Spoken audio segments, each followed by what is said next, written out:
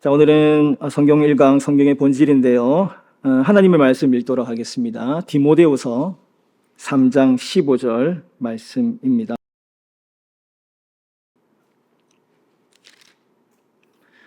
디모데후서 3장 15절 말씀입니다.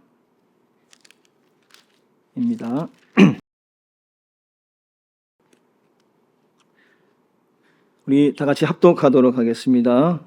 또 어려서부터 성경을 알았나니 성경은 능히 너로 하여금 그리스도 예수 안에 있는 믿음으로 말미암아 구원하느니라. 아멘. 자, 오늘 성경론 1강 성경의 본질에 대해서 함께 살펴보도록 하겠습니다. 말씀을 드리기에 앞서서 성경론은 성경에 대한 세부적인 내용을 나누는 그런 이야기들이 아닙니다. 여러분 성경 해보셔서 알겠지만 성경을 창세기부터 계시록까지 거기에 대한 구체적인 내용들을 설명해 주고 그 의미가 무엇인지를 우리가 깨닫게 되지 않습니까? 그러나 이 교리학교에서 우리가 성경론을 배우는 것은 단순히 성경 안에 있는 내용들이 어떠한 내용이 담겨 있는가 이걸 살펴보는 것이 아니라 성경이 어떤 책인가, 성경 자체에 대한 관심으로 우리가 공부하게 됩니다. 예를 들어서 성경이 어떻게 형성이 되었는지, 그리고 성경이 얼마나 권위 있는 책인지, 그리고 성경을 어떻게 해석해야 하는지, 오늘날 우리에게 어떻게 적용되어야 하는지, 이런 것들을 전반적으로 다루는 공부다라고 보시면 되겠습니다. 그래서 왜 이렇게 목사님이 성경 이야기를 안 하시는가, 이렇게 생각하시면 좀 여러분과 저의 어떤 교감하는 데 있어서 좀 어려움이 있지 않을까, 그런 생각을 해보게 되고요. 어쨌든 이번 기회를 통해서 조금이나마 여러분의 신앙의 지식에 있어서 도움이 되는 그런 값진 시간이 되셨으면 좋겠습니다. 먼저 우리 그 교재에 보시면 사면으로 되어 있는데 좀 내용이 많습니다. 그래서 미리 말씀드리는 것은 그럼에도 불구하고 긴장하지 않으셔도 된다. 말씀드리고 싶은 건 그 말씀입니다. 시간 보고 적당한 시간에 끊을 테니까, 시간에 맞춰서 할 테니까 여러분 긴장하지 마시고, 뭘 글이 이렇게 많나 이렇게 생각하시면서, 그렇게 저를 뚫어지게 쳐다보지 않으셔도 된다. 저는 저를 너무 집중력 있게 쳐다보는 것도 부담스러워요, 사실. 목사님들은 나를 안 보면 왜 이렇게 집중하지 않으실까 그런 마음 하시는데 저는 안 보는 게 더 편합니다. 서로 눈 마주치면 부담스러워요. 그래서 편안하게 말씀을 들어주시면 감사드리겠습니다. 우리 서론 같이 한번 읽어보도록 하겠습니다. 시작. 성경은 전무후무한 베스트셀러 책입니다. 아무리 훌륭한 작품이라고 하더라도 과거와 미래를 통틀어서 이렇게 수많은 독자들에게 읽히고 사랑받는 책은 없을 것입니다. 그럼에도 성경이 어떤 책인지를 누군가에게 설명해야 한다면 쉽게 답하기가 어려울 것입니다. 이번 강의를 통해 성경이 어떤 책인지, 성경을 관통하는 중심 주제는 무엇인지를 배우도록 하겠습니다. 이렇게 나와 있습니다. 먼저 성경이 어떤 책인지 살펴보기 전에요, 오늘날 우리에게 성경이 왜 필요한지에 대해서 여러분과 함께 살펴보도록 하겠습니다. 로마자 2번 보시면 우리는 왜 성경이 필요한가 라고 되어 있는데요, 이 주제의 핵심 키워드는 한계입니다. 한계. 유한한 피조물인 우리는 한계가 있는 존재이기 때문에 성경이 필요하다라는 말입니다. 저는 인간이 가지는 한계를 5가지로 정리를 했는데요. 첫 번째는 인신론적 한계입니다. 말이 어렵죠. 풀어서 설명하면 우리는 진리를 온전히 알 수 없기 때문에 성경이 필요하다라는 말입니다. 여러분, 그 인간은 이성적인 경험을 통해서 많은 것을 지금껏 해명해 왔습니다. 갈릴리 이전의 사람들은 지구가 우주의 중심인 줄 알고 지구 중심으로 태양이 도는 줄 알았습니다. 이를 우리를 천동설이라고 부르죠. 그런데 갈릴레이 이후에 사람들은 지구 중심으로 태양이 도는 것이 아니라 태양 중심으로 지구가 자전하면서 공전한다는 사실을 깨달았습니다. 이를 여러분 뭐라고 하나요? 지동설이라고 이야기를 합니다. 즉 종교적 가르침이 아닌 인간의 이성적인 능력을 통해서 이러한 자연세계의 법칙들을 깨달았다는 거죠. 그 외에도 인간의 이성적인 능력은 뉴턴의 1법칙, 2법칙, 3법칙, 그리고 상대성 이론, 양자 물리학 등 다양한 자연 법칙을 발견해 왔습니다. 물론 지금 이러한 우리가 발견한 물리 법칙들이 완벽하지는 않습니다. 새로운 이론들이 등장을 하고 검증이 되면 이전에 있었던 이론들은 수정이 되거나 폐기가 됩니다. 그래서 우리가 흔히 알고 있는 물리 법칙도 완벽한 것은 아니에요. 우리가 살고 있는 자연 세계를 일명 어느 정도 우리가 해석할 수 있는 것뿐입니다. 그럼에도 불구하고 인간의 이성과 경험은 이 세계가 어떻게 이루어졌고 작동하는지를 꾸준하게 해명해 왔습니다. 그러나 인간의 이성적 능력을 통해서 많은 것을 해명했음에도 불구하고 그동안 인류는 인생의 궁극적인 질문에 대해서 명쾌한 해답을 제시하지 못했습니다. 나는 누구인가? 왜 살아야 하는가? 지금 죽음 이후에 무엇이 있는가? 신은 존재하는가? 이러한 인간이라면 던질 수 있는 궁극적인 물음에 대해서 답을 찾지 못했다는 거죠. 폴 틸리라는 신학자가 있습니다. 그 신학자가 아주 유명한 말을 했는데 뭐라고 하냐면 철학은 질문하고 신학은 대답한다 라고 했습니다. 철학은 뭐라고요? 질문하고 신학의 역할은 대답을 하는 것이다. 거기에 대한 답변을 주는 것이 신학의 역할이다라고 이야기를 했습니다. 여러분, 나는 누구인가라는 철학적 질문이죠. 여기에 대해서 신학은 뭐라고 얘기를 합니까? 인간은 하나님의 형상이고 피조물이다. 이렇게 얘기할 수 있고 의인이면서 동시에 죄인이다. 이렇게 이야기를 할 수 있겠습니다. 여러분, 하나님의 형상이란 무엇입니까? 우리는 하나님의 신성성을 가진 존재이기 때문에 너무나 귀중하고 소중하며 무한한 가능성을 지닌 존재다. 이런 의미입니다.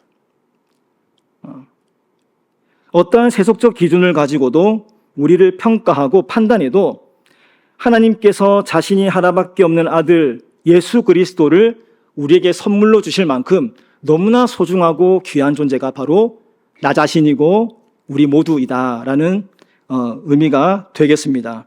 우리 옆에 분들 한번 보십시오. 어떠십니까? 예, 인간의 눈으로 보면은 그래도 이쁘시죠, 그죠? 예. 그렇지만 하나님의 관점으로, 하나님의 시선으로, 성경적인 관점으로 옆의 대상들을 바라보면 어떻습니까? 너무 아름답죠. 예. 말로 형언할 수 없을 만큼, 예, 심히 좋았더라. 하나님이 말씀하셨잖아요. 그런 마음으로 우리가 상대를 바라보게 됩니다. 한편은 인간은 또 죄인이죠. 예수 그리스도의 속죄로 하나님의 자녀가 되었지만 여전히 죄성을 가진 유한한 존재입니다. 남을 미워하고 시기하며 질투합니다. 반복적으로 죄를 짓습니다. 우리 땅끝교회 성도님들 중에도 너무나 서럽으신 분들이 있죠. 성품도 좋고 복음도 열심히 전하고 사람들에게 따뜻하게 대하고 그럼에도 불구하고 그 사람에게는 뭐가 있습니까? 죄성이 있다는 것입니다. 유한한 하나님이 창조하신 피조물이다라는 의미입니다. 이러한 질문에 대해서 답변해 주는 게 신학입니다. 신학의 역할입니다. 그리고 왜 살아야 하는가 하는 질문에 대해서는 우리가 하나님의 영광을 위해서, 복음을 전하기 위해서 이렇게 답할 수 있고요. 죽음 위에는 무엇이 있는가? 어떻게 답변할 수 있겠습니까? 천국과 지옥이 있다. 이렇게 말할 수 있겠습니다. 그리고 신은 존재하는가? 또 신은 어떤 분이신가라고 얘기할 때 어떻게 합니까? 하나님은 창조자이시고 구원자이시고 심판주이십니다. 그분의 성품은 사랑이 많으시고 정의로우시고 평화를 사랑하는 분이십니다. 이렇게 답변할 수 있습니다. 이처럼 성경은 인생의 궁극적인 질문에 대해서 해답을 제시함으로써 진리가 무엇인지를 깨닫게 해줍니다. 두 번째 한계는 도덕적 한계입니다. 우리는 무엇이 옳고 그른지를 분별할 수 없기 때문에 성경이 필요합니다. 여러분, 사회학자 막스 베버라는 사람이 있습니다. 이 사람은 직업으로서의 정치, 직업으로서의 학문이라는 책에서 오늘날 우리가 살아가는 사회는 가치 다신교의 사회다, 이렇게 얘기를 했습니다. 가치 다신교의 사회라는 것은 뭐냐면은 각자가 추구하는 가치를 절대적인 신으로 섬기는 사회다, 이런 말입니다. 여러분, 오늘날 사회를 우리가 세속화 시대라고 이야기를 합니다. 세속화 시대의 특징이 뭐예요? 종교를 인정하지 않는 거죠. 절대적인 신을 인정하지 않습니다. 왜냐하면 보이지 않기 때문에 그래요. 보이지 않기 때문에 우리가 그러한 절대적인 신을 받아들일 수 없는 것이죠. 그리고 더 이상 종교를 믿지 않기 때문에 저마다 스스로가 중요하다고 생각하는 가치를 절대적인 것으로 받아들입니다. 어떤 사람은 돈을, 어떤 사람은 명예를, 어떤 사람은 성공을, 어떤 사람은 행복을, 어떤 사람은 가족이라는 가치를 절대적인 가치, 절대적인 신으로 받아들이고 그것을 추구하며 그것에 몰입하며 살아가는 인생입니다. 이러한 사회에서는 무엇이 옳고 그름인지를 판단할 수 없습니다. 여러분, 마이클 샌델의 정의란 무엇인가라는 책이 있습니다. 그 책에 보면 답은 간단합니다. 정의는 사람마다 각자 생각하는 것이 다르다는 것입니다. 벤담이 생각하는 정의가 다르고 칸트가 생각하는 정의가 다르고 롤스가 생각하는 정의가 다르고 이 책의 저자인 샌델이 말하는 정의가 다 다르다는 것입니다. 물론 각자가 생각하는 정의의 의미와 가치들은 다 있죠. 중요합니다. 그러나 우리가 정의란 무엇인가라고 딱 했을 때 한 줄로 정의하기가 굉장히 곤란하다라고 하는 사실입니다. 반면에 성경은 어떻습니까? 확실한 선과 옳음의 기준이 무엇인지를 설명해 주고 있습니다. 대표적으로 10계명을 들 수 있죠. 여러분, 10계명의 1계명이 무엇입니까? 나 외에 다른 신을 섬기지 말라. 2계명, 우상에게 절하지 말라. 3계명, 내 이름을 망령되이 일컫지 말라. 4계명, 성경 공부는 아니지만, 성경 얘기가 좀 가끔 나와야, 그건 릴렉스 하실 것 같은데, 더 불안해 하시는 느낌. 안식일을 거룩하게 지켜라. 내 부모를 공경하라. 그 다음에 살인하지 말라, 간음하지 말라, 도적질하지 말라, 거짓말하지 말라, 내 이웃의 새 것을 탐하지 말라. 이렇게 10계명입니다. 하나님께서 명확하게 우리가 어떻게 살아야 하는지, 윤리적 옳음의 기준이 무엇인지를 정확하게 말씀해 주셨습니다. 신약에는 뭐가 있을까요? 예수님의 말씀이 있죠. 산상순의 말씀이 있습니다. 오른밤을 마시면 같이 쳐라! 왼밤을 돌려대라 라는 말씀이 있고요. 오리를 가려거든 신미를 같이 가져라. 또 어떤 말씀이 있습니까? 상대방을 비판하지 말고 그 마음을 헤아려 주라. 하나님을 사랑하고 이웃을 내 몸과 같이 사랑하라. 이런 말씀이 담겨져 있습니다. 그래서 성경은 이 도덕적 기준이 모호한 이 시대 속에서 무엇이 옳고 그름인지를 분명하게 우리에게 제시해주는 그런 책이다 말씀드릴 수 있겠습니다. 세 번째는 심리적 한계입니다. 불안과 두려움을 느끼기 때문에 인간은 성경이 필요합니다. 하이데거라는 철학자가 있는데 그 철학자가 이런 말을 해요. 인간은 이 세상에 내던져진 존재다라고 합니다. 내던져졌대요. 여러분, 만약 우리가 갑자기 무인도에 놓여져 있으면 어떤 기분이 들까요? 야, 무인도 경치가 좋네, 이렇게 생각을 할까요? 하루아침에 다니엘과 세 친구처럼 사자굴에 던져져 있으면 여러분 어떤 기분이 드시겠습니까? 6개월 뒤에 중요한 시험을 앞두고 있습니다. 그런데 갑자기 내일 시험을 친다면, 그러한 시험장으로 내가 던져져 있다면 여러분은 어떠한 기분이 드시겠습니까? 여러분, 설교도 우리 목사님들이 잘 하시는 것 같이 보이지만 너무나 불안합니다. 이 자리가 굉장히 고독스럽습니다. 여러분은 목사님이 늘 설교를 하시니까 잘 하시겠지 생각을 하지만 이 자리가 굉장히 불안하고 두렵고 떨리고 고독한 자리가 이 설교의 자리입니다. 그래서 여러분이 뭘 해주셔야 돼요? 기도해 주셔야죠. 열심히 기도해 주시고, 목사님이 떨지 않게 하옵소서, 다리는 떨더라도 목소리는 떨지 않게 하여 주옵소서, 이렇게 말씀을 해주셔야 목사님이 성령의 힘을 덧입어서 이렇게 말씀을 잘 해줄 수 있습니다. 여러분, 인간은 늘 불안하고 두렵습니다. 인간이라고 하면 겪을 수밖에 없는 실존입니다. 마찬가지로 우리의 의지와 상관없이 우리는 이 세상에 내던져져 있습니다. 냉혹한 현실 속에서 우리는 생존을 위해서 치열하게 살아가야만 합니다. 학교에서, 직장에서, 다양한 삶의 터전에서 고군분투하며 살아갑니다. 그래서 늘 불안하고 초조합니다. 여러분, 제가 예전에 김미경 강사의 40수업이라는 책을 읽은 적이 있습니다. 40이 되는 해에, 저는 42살입니다, 참고로. 30대가 아니고요. 42살입니다. 40이 되던 해에, 이 책 제목이 저의 눈길을 사로잡더라고요. 그래서 읽게 되었는데, 이 책에 보면 그녀가 기독교에 관해서 얘기하는 내용이 나옵니다. 그녀는 자신이 크리스찬이 아니지만 인생이 너무 힘들고 고달파서 혼자 극복하기 어려운 분들이 있으면 종교를 가져보라고 얘기를 한대요. 특별히 기독교를 가져보라고 얘기를 합니다. 왜냐하면 그 김미경 강사의 어머니가 크리스찬이에요. 어머니는 크리스찬인데 김미경 강사는 무신론자입니다. 종교가 없습니다. 그럼에도 불구하고 너무 힘들고 어려운 순간들을 찾아오면은 종교를 가져보고 특별히 기독교를 가지라고 얘기를 한대요. 왜 그러냐면 기독교에는 성경이라고 하는 인생의 해석집이 있기 때문에 그렇다고 합니다. 인생의 고난이 있으면 여러분, 우리는 어떻게 해석합니까? 하나님께서 우리를 더욱더 단련시키시고 성숙해 하기 위해서 우리에게 이런 고난을 주신 거야. 그리고 나보다 더 힘들고 어려운 사람들을 이해하고 격려하라고 허락하신 거야. 하나님의 큰 계획을 이루게 하시기 위함일 거야 라고 해석하면서 고난을 잘 소화한다라고 말씀을 합니다.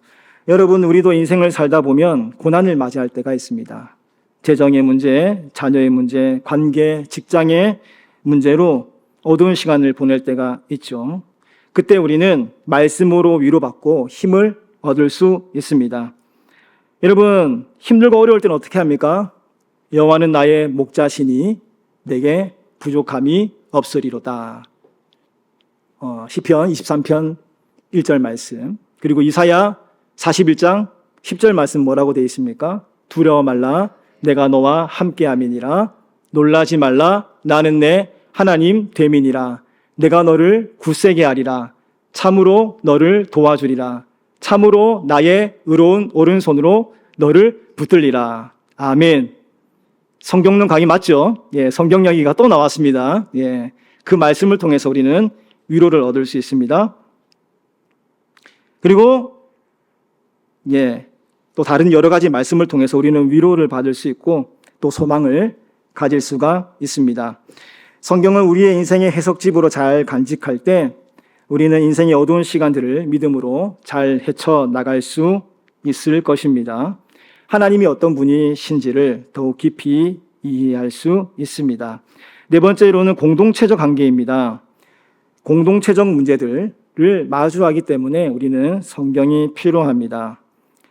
정치적인 문제, 그리고 경제, 환경, 문화, AI 등 우리가 다양한 영역에서 어떤 사회윤리적인 문제에 맞닥뜨리고 있습니다. 그러한 문제에 대해서 우리는 성경을 통해서 여러 가지로 대안을 제시하고 새로운 일들을 계획할 수가 있습니다. 그런 측면에서 성경은 필요합니다. 다섯 번째, 영적인 한계입니다. 인간은 스스로를 구원할 수 없기 때문에 성경이 필요합니다. 여러분, 성경은 우리에게 구원에 이르는 지혜를 줍니다. 그리하여 우리가 이 땅에서 하나님의 나라를 살고 천국의 소망을 가질 수 있도록 우리에게 허락해 주십니다. 그래서 성경은, 정리하면 그렇습니다. 성경은 우리에게 진리를 깨닫게 하고, 그리고 선과 악을 분별하며 불안과 두려움을 해소하고 공동체적인 문제들에 대해 해답을 주며 구원에 이르는 지혜를 허락해 주기 때문에 성경은 우리에게 필요하다, 그렇게 말씀드릴 수 있겠습니다. 또 여러분이 생각하는 성경이 왜 필요한지는 각자가 다를 수 있어요. 근데 제가 이렇게 말씀을 드린 이유는 우리가 일반적인 그 일반론에 입각해서 한번 성경이 왜 필요한지를 한번 생각해 보자는 말씀을 드린 것입니다.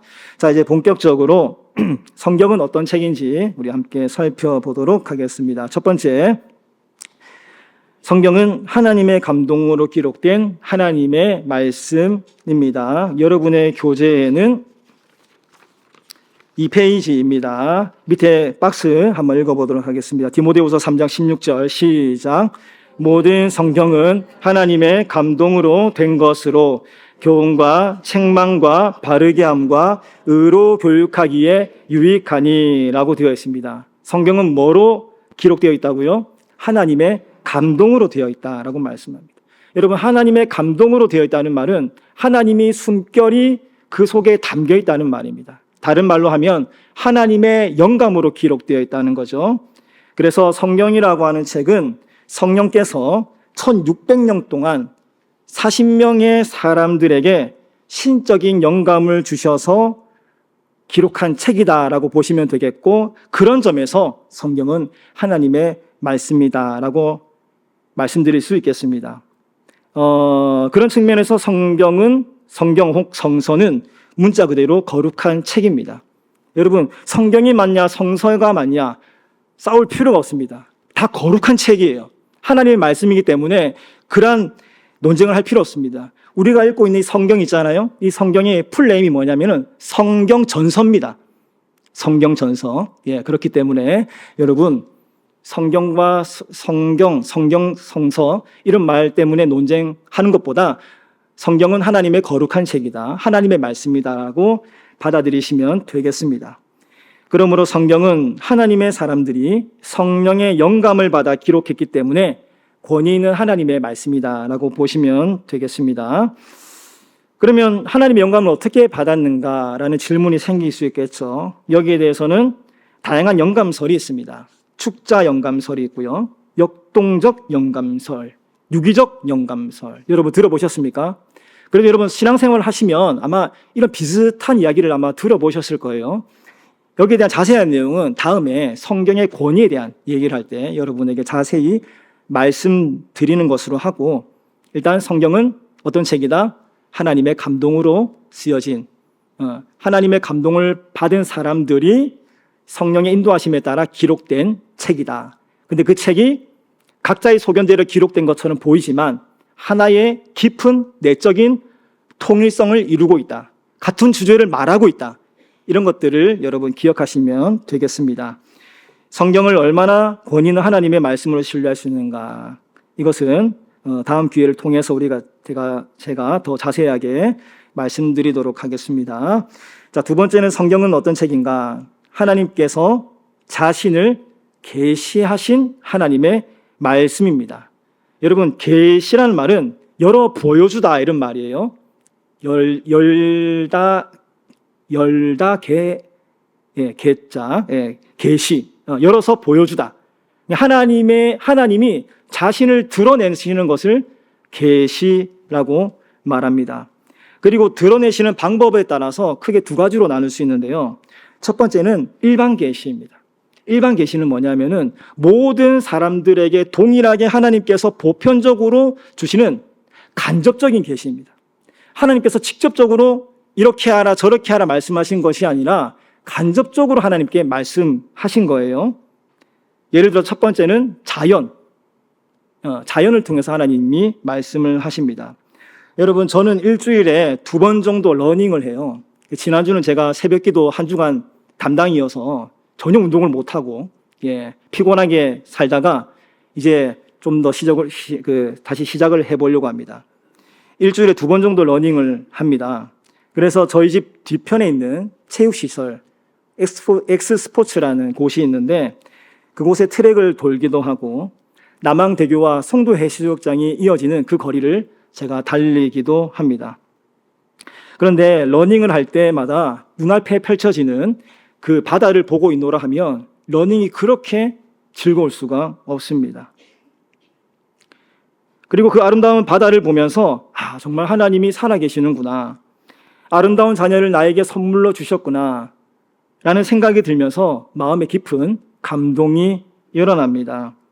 여러분도 그러한 경험을 하신 적이 있을 거라고 생각이 들어요. 하나님이 창조하신 그 아름다운 자연 세계를 보면서 하나님이 살아계시는구나. 하나님이 나를 위해서 이것을 선물로 주셨구나. 이것을 끊임없이 작동하게 함으로써 나에게 하나님의 살아계심을 온전히 증거하고 계시는구나. 이러한 생각들을 하고 계실 것입니다. 꼭 믿음을 갖지 않은 사람들이라도 이 광대무변한 세계를 보고 있으면 하나님의 존재를 누구나 어렴풋이 느낄 수 있게 되는 것입니다. 자연을 통해서 하나님을 알 수 있고요. 두 번째는 양심입니다. 로마서 2장에 보면 이방인들이 율법을 몰라도 자신 안에 뭐가 있어서?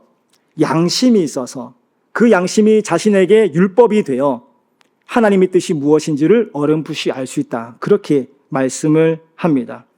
우리는 양심을 통해서 믿지 않는 자들이라도 하나님의 말씀이 하나님의 뜻이 무엇인지, 그리고 무엇이 옳고 그른지를 어렴풋이 알 수 있는 존재입니다. 그리고 하나님께서는 역사를 통해서 말씀하세요. 프랑스 혁명, 미국 혁명, 3.1운동 광복, 그리고 성경에 보면은 출애굽 사건이 나오죠. 그리고 가나안 정착의 이야기가 나옵니다. 그리고 성경에 기록되어 있지 않지만 유대인의 독립전쟁을 통해서 이런 구체적인 역사적인 사건을 통해서 하나님께서는 자신을 간접적으로 드러내십니다. 중요한 것은 무엇입니까? 하나님은 철저히 우리의 구체적인 현실 속에서 말씀하신다는 사실입니다.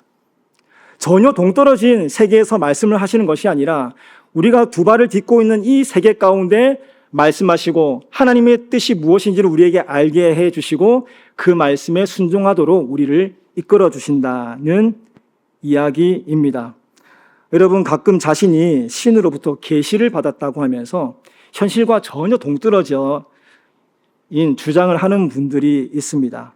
자신이 성경에서 말하는 재림주라고 얘기를 하면서 말하기도 하고 종말의 날짜를 구체적으로 언제다 이렇게 말하는 사람들이 있습니다. 여러분, 다미성교회라는 곳 아시나요? 예전에 다미성교회라는 사이비 단체가 있었습니다. 그들은 1992년 10월 28일 자정에 예수 믿는 사람들이 공중에 들려서 휴거가 일어나고 이어서 대환란이 일어난다라는 주장을 했습니다. 그래서 신도들이 직장과 학교를 다 그만두었습니다. 집과 재산을 처분합니다. 그리고 빚내어서 헌금을 합니다. 전국 곳곳의 교회와 기도원에서 흰옷을 입고 휴거를 준비합니다. 언론에 대대적인 보도까지 했습니다. 그러나 여러분, 결과는 어떻습니까? 휴거가 일어났습니까? 흰옷을 입은 사람들이 갑자기 하늘에 들림을 받았나요? 그래서 우리도 흰옷을 입고 자, 저기 기도원에 가자, 이렇게 말을 하나요? 그러질 않죠. 일어나지 않았습니다.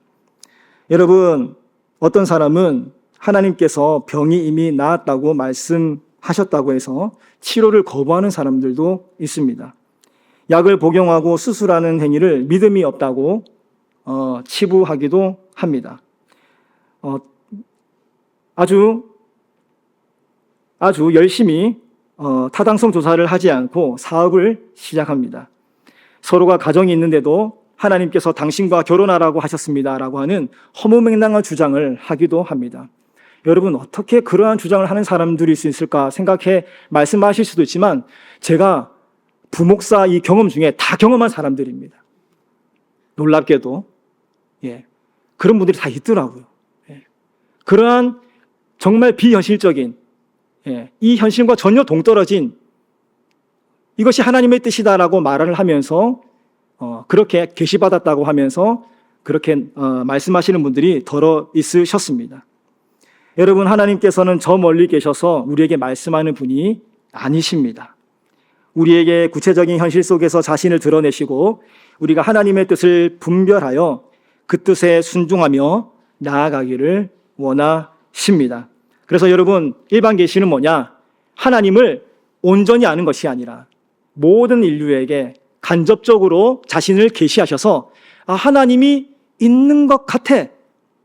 이런 신이라고 하는 존재는 이러한 존재일 거야. 있기는 있는 것 같아 라고 어렴풋이 알게 하는 것이 간접적인 계시입니다. 그런데 문제는 뭐예요? 이 일반 계시를 통해서는 하나님의 온전한 모습을 알 수 없다는 것입니다. 더 큰 문제는 뭐냐면 우리가 구원에 이르는 지혜를 얻을 수 없다라는 말씀입니다. 그래서 여러분, 하나님께서 주시는 게 있습니다. 뭐냐면 특별 계시를 주셨습니다. 특별 계시. 특별 계시라는 뭐냐면 믿는 사람들에게 주시는 하나님의 직접적인 계시라고 할 수 있겠습니다. 대표적인 그 특별 계시가 뭐예요? 예수 그리스도이십니다. 여러분, 예수 그리스도는 하나님의 궁극적인 계시입니다. 다시 말하면 하나님을 완전히 오픈해서 자신을 열어서 우리에게 보여주신 계시가 바로 예수 그리스도다라고 보시면 되겠습니다. 여러분, 예수 그리스도가 왜 하나님의 궁극적인 계시일까요? 예수님이 곧 하나님이시기 때문입니다. 하나님의 아들이 아니라 하나님이시기 때문입니다. 여러분, 우리가 믿는 하나님은 어떤 하나님이십니까? 삼위일체 하나님이십니다. 삼위일체. 우리가 믿는 하나님은 세 분이 아니죠. 한 분이십니다. 그러나 세 위격으로 존재하시는 분이십니다. 성부 하나님, 성자 하나님, 성령 하나님. 이 세 위격으로 존재하시는 하나님 한 분을 우리가 믿는 것이죠. 그런데 여러분, 우리가 기독교 전통에서 돌아보면은 이 예수님의 신성 때문에 엄청나게 논쟁이 많았습니다.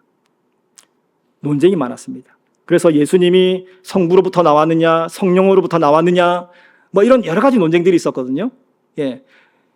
성령, 특히 성령이 어디서부터 나왔느냐라는 그 논쟁이 필리오케 논쟁이라는, 필리오케 논쟁. 그 성령이 예수 그리스도로부터 나왔다, 그렇지 않다, 뭐 이런 삼일체 논쟁이 여러 가지 논쟁들이 있는데 어쨌든 중요한 것은 뭐냐면 예수 그리스도가 하나님 자신이었다라고 하는 것입니다. 온전한 계시입니다. 하나님은 눈에 보이지 않습니다. 일반 계시를 통해서 하나님을 어렴풋이 알 수 있지만 하나님이 어떤 분이신지를 온전히 알 수 없습니다. 그래서 하나님이 어떻게 하십니까? 인간의 몸을 입고 이 땅에 우리 가운데 찾아와 주셨습니다. 이를 우리는 뭐라고 부릅니까? 성, 육신, 인카네이션, 좀 어려운 말로 침춤, 자기 비하, 이렇게 이야기할 수 있겠습니다. 보이지 않는 하나님께서 보이는 하나님으로 이 땅에 내려오셔서 나는 이런 사람이야, 난 이러한 존재야 라고 우리에게 드러내 주셨습니다. 그런 점에서 여러분, 우리가 하나님이 어떤 분이신가를 알기 위해서는 누구에게 주목해야 합니까? 예수 그리스도에게 주목해야 합니다. 그분의 말씀과 사역에 집중해야 합니다. 그분을 중심으로 성경을 해석해야 합니다. 그래야만 성경을 올바르게 해석할 수 있고 성경에 담긴 하나님의 마음을 우리가 제대로 이해할 수 있습니다. 그렇다면 여러분, 하나님께서 왜 이런 방식을 택하셨을까? 답은 간단합니다. 우리를 사랑하시기 때문에. 우리를 사랑하시기 때문에 그 불편한 인간의 몸을 입고 우리에게 찾아와 주셨습니다. 여러분, 교육자들에게 정장은 일상복입니다. 일상복. 예, 좀 더 이렇게 편하게 얘기하면 정장은 전투복입니다. 우리에게 전투복입니다. 일상복, 전투복입니다. 그럼에도 캐주얼한 옷을 입고 있으면 우리는 편안합니다. 그런데 하나님께서는 인간이라는 옷을 입고 우리에게 내려오셨습니다. 불편한 정도가 아닙니다. 무한하고 영원하신 존재가 아주 불편한 유한 속으로 들어오는 일입니다. 이것은 자기 비하입니다. 자기 부인의 사건입니다. 어떤 측면에서 성육신은 십자가의 고통보다 훨씬 더 견디기 힘든 고통일 수 있습니다.